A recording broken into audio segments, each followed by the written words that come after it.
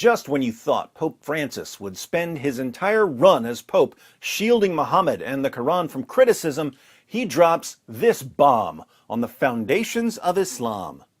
The various forms of ill treatment that many women suffer are acts of cowardice and a degradation of all humanity. We must not look the other way. Women who are victims of violence must be protected by society. Wow, the various forms of ill treatment that many women suffer, such as their husbands beating them into submission in the name of Allah, are acts of cowardice and a degradation of all humanity. But Islam's most trusted sources promote wife beating. What should we do, Pope Francis? Should we look the other way so that we don't hurt people's feelings about their religion? No, we must not look the other way. Women who are victims of violence must be protected by society. So, women who are victims of the teachings of Allah and Muhammad must be protected by you, by me, by all of us. Man, I wasn't going to say anything about wife beating in Islam because I don't like to cause division, but since Pope Francis is telling us to protect women, who am I to refuse? Let's read one of the many Quran verses that Pope Francis just condemned. Surah 4, verse 34. Men are in charge of women because Allah hath made the one of them to excel the other, and because they spend of their property for the support of women. So good women are the obedient, guarding in secret that which Allah hath guarded. As for those from whom ye fear rebellion, admonish them and banish them to beds apart, and scourge them. Then, if they obey you, seek not a way against them. Lo, Allah is ever high, exalted, great. What was this scourging like in the time of Muhammad? We don't need to guess. We can just read Sahih al-Bukhari, 5285. Narrated Ikramah, Rifa divorced his wife, whereupon Abdurrahman bin Az-Zubair al-Qurazi married her. So, there's the ex-husband, Rifa, the new husband, Abdurrahman, and the wife. Aisha said that the lady came wearing a green veil and complained to her, the woman complained to Aisha, of her husband and showed her a green spot on her skin caused by beating. It was the habit of ladies to support each other, so when Allah's messenger came, Aisha said, I have not seen any woman suffering as much as the believing women. Look, her skin is greener than her clothes. Now I'm confused. It was the habit of ladies to support each other? Why would the ladies need to support each other against their husbands when their husbands all learned Islam directly from Muhammad? Wouldn't these be the best husbands in the world? Not according to Muhammad's child bride Aisha, who says, I have not seen any woman suffering as much as the believing women. According to Aisha, the mother of the faithful, whose first job was scraping all the semen off Muhammad's clothes before he headed to the mosque, Muslim women were treated worse than pagan women. Then Aisha says, her skin is greener than her clothes. This man beat his wife until her skin turned green. I didn't say it, Aisha did. When Abdurrahman heard that his wife had gone to the Prophet, he came with his 2 sons from another wife.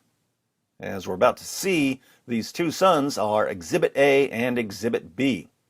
She said, By Allah, I have done no wrong to him, but he is impotent and is as useless to me as this, holding and showing the fringe of her garment. Now, you might already see some trouble brewing. She says that her husband is impotent, but he showed up with 2 sons from another wife. Abdurrahman said, By Allah, O Allah's messenger, she has told a lie. I am very strong and can satisfy her, but she is disobedient and wants to go back to Rifa. Uh-oh, he just said that she's disobedient. According to Surah 4, verse 34 of the Quran, how should husbands deal with disobedient wives? Admonish them, banish them to beds apart, and scourge them. So, she says she's mad at him because he's impotent, but he says she simply wants to go back to Rifa, her ex-husband. Who's telling the truth? Fortunately for everyone, we've got the 7th century Sherlock Holmes to figure this one out. Allah's messenger said to her, "If that is your intention, then know that it is unlawful for you to remarry Rifa unless Abdurrahman has had sexual intercourse with you." That's a serious problem for the woman. According to Islamic law, if a man divorces a woman and another man marries her, she can't divorce her new husband and go back to her old husband unless the new husband has sex with her. But the woman with the green skin says that her new husband is impotent, which means that he can't have sex with her, which means that she can never go back to her old husband. So, she's stuck with a man who likes to beat her until her skin turns green. Then the Prophet saw 2 boys with Abdurrahman and asked him, "Are these your sons?" On that, Abdurrahman said, "Yes." The Prophet said, "You claim what you claim, i.e., that he is impotent, but by Allah, these boys resemble him as a crow resembles a crow." In other words, the woman is lying. So, case closed. Shame on her for lying about her husband. Notice, Muhammad assumes that just because a man wasn't impotent years ago when he had 2 sons, he therefore can never become impotent. That's ridiculous. Of course you cannot be impotent when you're younger, but then eventually become impotent when you're older. So it's just his word versus her word on this. His word versus her word. She said he was impotent. He said she was lying because she wanted to go back to her former husband. So he beat her until her skin turned green to teach her a lesson about complaining. And what was Muhammad's response? "Shame on you, woman, for lying about your husband. You deserve every beating you got." No wonder Aisha, the mother of the faithful, said that even pagan women were treated better than Muslim women. So, wife beating is perfectly acceptable in Islam. Allah says so, Muhammad says so.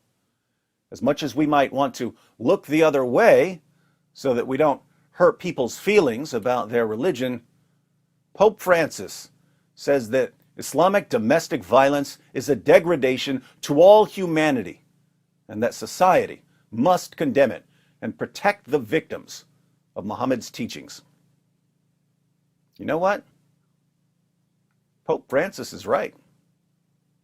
You're right on that. You're right on that. You're right on that. It just backfired on you. You're right on that. You're right on that. You're right on that. It just backfired on you. This is a part of our religion. There's a reason to it. Yeah?